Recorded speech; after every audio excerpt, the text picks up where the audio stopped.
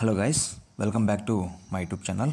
నేను ఈరోజు మీకు ఈ వీడియోలో చాలామందికి ఉన్న డౌట్స్ ఏంటంటే అవన్నీ క్లియర్ చేయాలనుకుంటున్నాను. అవి ఏంటివి అన్న, రిజల్ట్ వచ్చిన తర్వాత బోర్డు ఎందుకు లిస్టుని డిలీట్ చేసింది?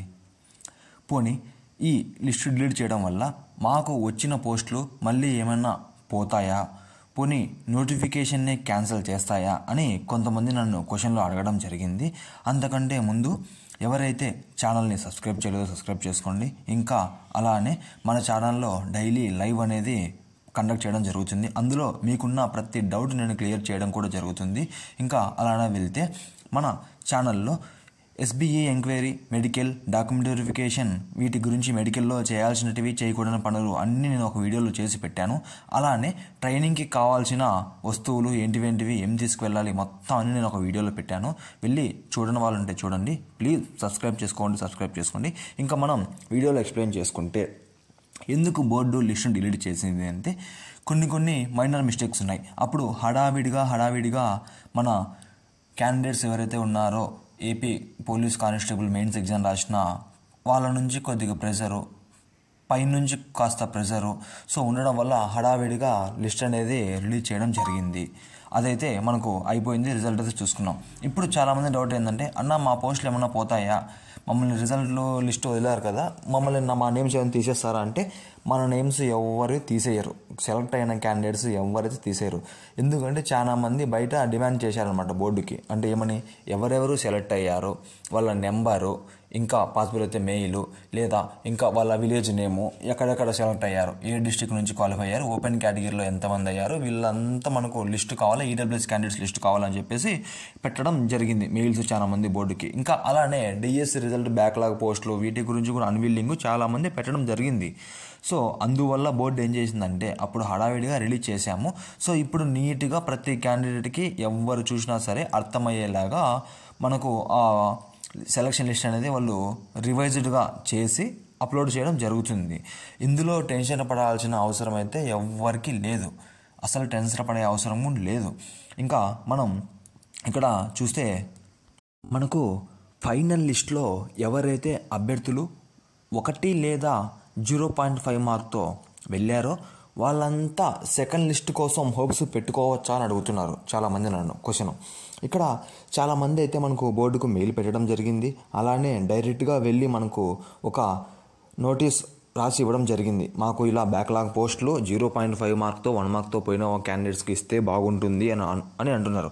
ఆ బ్యాక్లాగ్ పోస్ట్ ఇచ్చే ముందర ఇక్కడ ఎలా కన్సిడర్ చేస్తారంటే, మీ category for example OBC, SC, ST, EWS అని తీసుకుంటే ఈ కేటగిరీస్ వాళ్ళు, ఆ కేటగిరీలో ఎవరైనా ఒక అభ్యర్థి నేను ఈ జాబుకు వెళ్ళాను, నాకు వేరే జాబు వచ్చింది అని వెళ్ళకుండా ఆ పోస్ట్ బ్యాక్లాగ్ పడితే, ఆ పోస్ట్లో ఉన్న ఏ పర్సన్ అయితే ఏ కేటగిరీ అయితే ఉన్నాడో, for example EWS category person backlog post పడిపోయింది, మళ్ళీ 0.5 మార్క్తో 1 మార్క్తో ఎవరైతే ఈడబ్ల్యూఎస్ క్యాండిడేటు బ్యాక్లాగ్లో వెయిట్ చేస్తున్నాడో, మెరిట్ లిస్ట్లో నేమ్ పోయి 1 మార్క్తో పోయినాడు, అతనికి వస్తుంది. అతనికి కూడా ఎలా వస్తుంది, అదే మార్కు ఒక 5-6 మంది, ఒక పోస్టుకు 5-6 మంది ఇక్కడ కాంపిటీషన్ వచ్చారనుకో ఈడబ్ల్యూఎస్ క్యాండిడేట్స్, మళ్ళీ అక్కడ same age, date of birth ఎలా ఉంది, మార్క్స్ ఎన్ని వచ్చాయి, ఇదే విధంగా కన్సిడర్ చేసి అతనికి ఇవ్వడం జరుగుతుంది. ఇప్పుడు ఎస్సీ ఎస్టీ క్యాండిడేట్స్ పోయేసి అప్లై చేసేసి ఇదంతా చేసి మాకు బ్యాక్లాగ్ పోస్టులు ఇవ్వాలి అంటే ఎస్సీ ఎస్టీ కేటగిరీస్లో అసలు బ్యాక్లాగ్ పోస్టులే పడలేదనుకో, ఇప్పుడు బోర్డు ఎందుకు బ్యాక్లాగ్ పోస్టులు ఇస్తుంది ఈ కేటగిరీ వాళ్ళకి? అక్కడ బ్యాక్లాగ్ పోస్టులు అంటే ఏ కేటగిరీలో పోస్టులు మిగిలింటే ఆ కేటగిరీ వాళ్ళకి పోస్టులు ఎన్ని ఉన్నాయి అన్నీ అరేంజ్ చేసేసి ఇస్తారు సెకండ్ లిస్ట్ అనేది. ఇక్కడ ఎస్సీ ఎస్టీ క్యాండిడేట్స్కి అసలు పోస్టులు లేకపోయినాయి అనుకో, ఎలా ఇస్తారు? అది కన్సిడర్ చేయరు అనమాట. మీ బ్యాక్లాగ్ పోస్టులు రావాలి, సెకండ్ లిస్ట్ రావాలంటే ఏ కేటగిరీలో పోస్టులు బ్యాక్లాగ్ ఉన్నాయో ఆ కేటగిరీ వాళ్ళకి బెనిఫిట్ వచ్చింది, అందరికైతే కాదు ఇది. ఇంకా అలానే సెకండ్ లిస్ట్ వస్తుందా అంటే ఛాన్సెస్ ఉన్నాయి, 70% ఛాన్సెస్ ఉన్నాయి. బట్ ఇక్కడ ఇంకా మనం చూసుకుంటే ఎవరైతే అప్లై చేశారో, ఇంకా చేయని వాళ్ళు ఎవరైతే ఉన్నారో అప్లై అంటే మెయిల్ అందరూ ఒకసారి వేసేయండి. ఇలా మాకు బ్యాక్లాగ్ పోస్టులు కావాలి, సెకండ్ లిస్ట్ కోసం వెయిట్ చేస్తున్నాము, డిఎస్సి రిజల్ట్ తర్వాత చాలామంది అభ్యర్థులు పోస్టులు అనేది ఇక్కడ మిగిలే ఛాన్స్ ఉంది. కాబట్టి మీరు బ్యాక్లాగ్ పోస్టులు మాకు వినియోగిస్తారని మేము అనుకుంటున్నామని చెప్పేసి అందరూ ఒక మెయిల్ వేయండి. ఏం కాదు, ఛాన్సెస్ ఉన్నాయి. సో ప్రతి ఒక్క కేటగిరీలో పోస్టులు మిగిలే అవకాశం ఉన్నాయి, కానీ ఎక్కువ కాదు. కొన్ని కేటగిరీస్లో ఎక్కువ మిగులుతాయి, కొన్ని కేటగిరీస్లో తక్కువ ఉండొచ్చు. 1 లేదా 5, 10 ఈ రేంజ్లో ఉండొచ్చు కొన్ని కేటగిరీస్లో. కొన్ని కేటగిరీస్లో 20, 30 పోస్టులు కూడా ఉంటాయి. ఇంకా అలానే చూసుకుంటే మనకు ఇప్పుడు బోర్డు ఏదైతే డిలీట్ చేసిందో సెలక్షన్ లిస్టు, దాన్ని మళ్ళీ మనకు త్వరలోనే అప్లోడ్ చేయడం జరుగుతుంది. అది ఎలాంటి అప్లోడ్ చేస్తారంటే, ఇప్పుడు రీవెరిఫికేషన్ మొత్తం అంతా చేసిన తర్వాత క్యాండిడేట్ డీటెయిల్స్, ప్రతి ఒక్కరు ఏ డిస్ట్రిక్ట్ సెలెక్ట్ అయ్యారు, ఎక్కడ ఏ జోన్లో సెలెక్ట్ అయ్యారు, ఓపెన్ కేటగిరీలో ఎంతమంది అయ్యారు, ఏ క్యాండిడేట్స్ ఎంతమంది, like EWS, SC, ST categories ఎంతమంది ఉన్నారు, ఎవరెవరు ఉన్నారు, మన ముందు స్కోర్ కార్డు వదిలిన తర్వాత అన్ని కేటగిరీస్ వదిలేరు, కానీ ఈడబ్ల్యూఎస్ క్యాండిడేట్స్ ఎంతమంది ఉన్నారో వదలలేదు. ఇప్పుడు మనకు మెయిన్ క్వశ్చన్ అదే. సో ఆ క్వశ్చన్కి ఇప్పుడు మనకు ఇక్కడ సొల్యూషన్ దొరికే అవకాశం ఉంది 90%. సో ఈడబ్ల్యూఎస్ క్యాండిడేట్స్ ఎంతమంది ఉన్నారు మొత్తం అంతా మనకు నీట్గా క్లియర్గా బోర్డు అనేది మనకు మెన్షన్ చేయడం జరుగుతుంది. ఇంకా అలానే సెకండ్ లిస్ట్ వాళ్ళు కూడా 70% అయితే హోప్స్ పెట్టుకోవచ్చు. వాళ్ళకైతే ఛాన్స్ ఉంది. ఎవరైతే 0.5, 1 మార్క్తో పోయారో డిఎస్సి రిజల్ట్ తర్వాత బ్యాక్లాగ్ పోస్టులు మిగులుతాయి చాలా. సో ఆ మిగిలిన పోస్టులని అది ఎవరు 0.5, 1 మార్క్తో పోయింటారు కదా, వాళ్ళకైతే 100% ఇవ్వడం జరుగుతుంది. అందులో ఎవ్వరు భయపడాల్సిన పని లేదు, ఎలాంటి డౌట్ పెట్టుకోవాల్సిన పని కూడా లేదు. మిగిలిన పోస్టులు నెక్స్ట్ నోటిఫికేషన్ కలుపుతారంటే కలపరు, ఈ నోటిఫికేషన్లోనే క్లియర్ చేస్తారు. అది మన మీద డిపెండ్ అయింది. మనం ఎంత ప్రయత్నం చేస్తున్నాము, ఎలా వాళ్ళకు టఫ్ కాంపిటీషన్ ఇస్తున్నాము అని బోర్డుకి. మనం సైలెంట్గా ఉన్నానుకో వాళ్ళు నోటిఫికేషన్ పట్టుకోరు, మనము దాన్ని ఇంకా పట్టించుకోము, అయిపోయిందని చెప్పేసి. సో తెలంగాణలో ఒక క్యాండిడేట్ ఏ విధంగా అయితే కోర్టులో కేసేసి పోరాడాడో, మనం అలానే ఇప్పుడు కాస్త పోరాడితే డెఫినెట్గా మనకు సెకండ్ లిస్ట్ వచ్చే ఛాన్స్ అయితే 100% ఉంది. సో బేస్డ్ ఆన్ అవర్స్ మన మీద డిపెండ్ అయ్యింది సెకండ్ లిస్ట్ రావాలా వద్దా అనేది. మనం సైలెంట్గా ఉంటే సెకండ్ లిస్ట్ అయితే రాదు. సో ఎవరికైతే 0.5, 1 మార్క్తో పోయారో డెఫినెట్గా వాళ్ళైతే అందరూ పోరాడాల్సిందిగా నేను అనుకుంటున్నాను. ఖచ్చితంగా పోరాడాల్సిందే మీరైతే. ఎటువంటి లేట్ అయితే చేయొద్దనండి. జస్ట్ 1 మార్క్తో పోవడం అంటే అది చిన్న విషయం కాదు. చాలా అంటే చాలా బాధాకరమైన విషయం. ఎన్నో హోప్స్ పెట్టుకుంటారు, ఎన్నో నిద్రలేని రాత్రులు, ఎన్నో తినక మీరు చదివి రన్నింగ్కి వెళ్ళేసి మీరు ఇంత దూరం వచ్చి లాస్ట్లో ఫైనల్లో 1 మార్క్తో పోతే అది చిన్న విషయం కాదు. సో కాబట్టి ఎవ్వరు నిర్లక్ష్యం చేయొద్దు, అందరూ ఒక కసిగా ప్రయత్నం చేయండి. మరి సెకండ్ లిస్ట్లో మీ పేరైతే 100% వస్తుంది.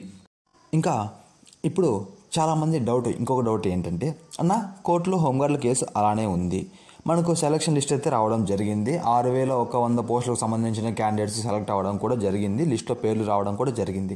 ఇప్పుడు కేసు తారుమారు అటు ఇటు అయ్యి వాళ్ళు విన్ అయితే మన వచ్చిన పోస్టులు ఏమన్నా పోతాయా, మళ్ళీ లిస్ట్లో సెలెక్ట్ అయిన వాళ్ళని తీసేసి కొత్తగా వదులుతారా, అందుకైనా బోర్డు డిలీట్ చేసింది అని నేను క్వశ్చన్ అడిగారు. లైవ్ పెట్టినప్పుడు నేను కొన్ని కామెంట్స్ పెట్టారు నా ఛానల్లో. సో వీళ్ళకి ఏం చెప్తున్నానంటే, ఇప్పుడు లిస్టులో నేమ్ వచ్చిన వాళ్ళనైతే 100% తీసేయరు. ఎవరి పేరు పోదు, లిస్టులో ఎవరైతే పేరు వచ్చిందో ఎవరిది పోదు. ఎవరైనా ఏదైనా బ్యాక్ డోర్లో స్కామ్ చేసి మనీ పే చేసి పొలిటికల్గా నేమ్ వాడుకొని ఫేమ్లో, సో వాళ్ళ పోస్టులు ఏమన్నా పోవచ్చేం తప్ప మిగతా పోస్టులు ఎవరైతే కష్టపడి ఎగ్జామ్ రాసి ఫిజికల్ క్లియర్ చేసి మెరిట్ క్లియర్ చేసి నేమ్ వచ్చిందో వాళ్ళందరూ సేఫ్ సైడ్ ఉన్నట్టే. ఎవరి పేర్లు అయితే 99.9% అసలు పోవు. సో ఇక్కడ ఎవరు అంటే మనకి ఇక్కడ హోంగార్డ్స్ ఎవరైతే కేసు గెలిచినా కూడా వాళ్ళు ఎగ్జామ్ రాసి అన్నీ క్లియర్ చేయలేదు, మెరిట్ వాళ్ళకు పెట్టిన కట్ ఆఫ్ కూడా క్లియర్ చేయలేకపోయారు చాలామంది. సో కాబట్టి ఇక్కడ వాళ్ళ హోంగార్డ్ కేసు అనేది వాళ్ళకు ఫేవర్గా అయితే రాదు, మనకే ఫేవర్గా వస్తుంది. వాళ్ళకు సెలెక్ట్ అయిన క్యాండిడేట్స్ అందరికీ వాళ్ళ పోస్ట్ వాళ్ళకి ఇచ్చేశారు, వాళ్ళకేం పెండింగ్ లేవు. ఇంకా ఇప్పుడు రద్దేంది, మేము ఎగ్జామ్ అటెండ్ అయినాం, సో మాకు పోస్ట్ ఇవ్వాలి, మేము మెరిట్ క్లియర్ చేయకపోయినా ఏం క్లియర్ చేయకపోయినా వాళ్ళ పంచాయతీ వాళ్ళు ఉన్నారు. సో అదేమీ జరగదు మనకు. ఇక్కడ జరిగేదంతా ఒకటే. ఇప్పుడు బ్యాక్లాగ్ పోస్టులు ఎవరైతే మిగిలింటాయి కదా, ఆ పోస్టులన్నీ సెకండ్ లిస్ట్లో 1 మార్క్ 2 మార్క్తో పోయిన వాళ్ళకే మ్యాక్సిమం 99% ఛాన్స్ ఉంటుంది, మనకే వస్తాయి పోస్టులు. ఇంకా మనము ఇక్కడ తెలుసుకోవాల్సిన విషయం ఏంటంటే, ఇంకా ఇక్కడ ఈ హోంగార్డ్స్ ఈ కోర్టు కేసు ఏదైతే ఉందో అందువల్ల మనకు ఎలాంటి ప్రాబ్లం అనేది క్రియేట్ కాదు సెలెక్ట్ అయిన క్యాండిడేట్స్కి. ఇక్కడ అంతా భయపడాల్సిన పని ఎవరిదంటే, సెకండ్ లిస్ట్ వస్తుందా రాదా అని అభ్యర్థులు వెయిట్ చేస్తూ ఉంటారు కదా వాళ్ళే. సో మనకు కూడా 70% ఛాన్స్ ఉంది. అభ్యర్థులు ఎవరైతే ఉన్నారో 1 మార్క్ 2 మార్క్తో పోయిన వాళ్ళు, వీళ్ళకి 70% ఛాన్స్ ఉంది. ఎందుకంటే బ్యాక్లాగ్ పోస్టులు ఎన్ని ఉన్నాయని ఇంకా క్లారిటీ రాలేదు ఎవరికి. డిఎస్సి రిజల్ట్ వచ్చిన తర్వాత కొంతమంది వెళ్ళొచ్చు బయటికి. సో కాబట్టి ఇంకా పోస్ట్లో జాయిన్ అయ్యే వాళ్ళు కాని వాళ్ళు ఉంటారు కదా, ఏపీఎస్పీకి విల్లింగ్ అంటే ఎందుకు ఏపీఎస్పీ చాలా లాంగ్ ఉంటుంది కదా, అది ఇది సివిల్ కాదు కదా అని చెప్పి కొంతమంది రాబోయే ఐటీలు ఉన్నారు. మినిమం 400 మంది అయ్యే వాళ్ళే అంటారు. సో కాబట్టి వాళ్ళ పోస్టులు కూడా బ్యాక్లాగ్ పోస్టులు పడితే కింద ఉన్న అభ్యర్థికి వచ్చే ఛాన్సెస్ 90% ఉన్నాయి అలాంటి వాళ్ళకి. సో కాబట్టి సెకండ్ లిస్ట్ కోసం మీరందరూ చేయాల్సిన ప్రయత్నం అయితే నేను చెప్పాను కదా, అందరూ మెయిల్ పెట్టండి అని చెప్పేసి బోర్డుకి. అది ప్లస్ ఇంకొకటి లోకేష్ అన్నగారి దగ్గరికి వెళ్ళి అక్కడికి ఆఫీస్ దగ్గరికి మనం రాసుకొని మన లెటర్ని సబ్మిట్ చేస్తే ఇంకా బాగుంటుంది. సో త్వరగా మనకు స్పందన అనేది రావడం జరుగుతుంది. సో ఇంకా ఎవరైతే ఏదైనా డౌట్స్ ఉంటే డెఫినెట్గా నాకు వీడియో కింద కామెంట్ చేయండి, డెఫినెట్గా రిప్లై ఇస్తాను. ఎస్బీఈ ఎంక్వైరీ కానీ, ట్రైనింగ్ కావాల్సిన థింగ్స్ కానీ, ఇంకా మెడికల్లో ఏం చేయాలి ఏం చేయకూడదు, మెడికల్కి వెళ్ళే ముందు ఏం చేయాలి ఏం చేయకూడదు, నేను మొత్తం మన ఛానల్లో ఎక్స్ప్లెయిన్ చేయడం జరిగింది. సో కాబట్టి వీటన్నీ చూడండి, డౌట్ ఉంటే నన్ను అడగండి, నేను డెఫినెట్గా మీకు క్లారిఫై ఇస్తాను. సబ్స్క్రైబ్ చేసుకోండి. Thank you very much.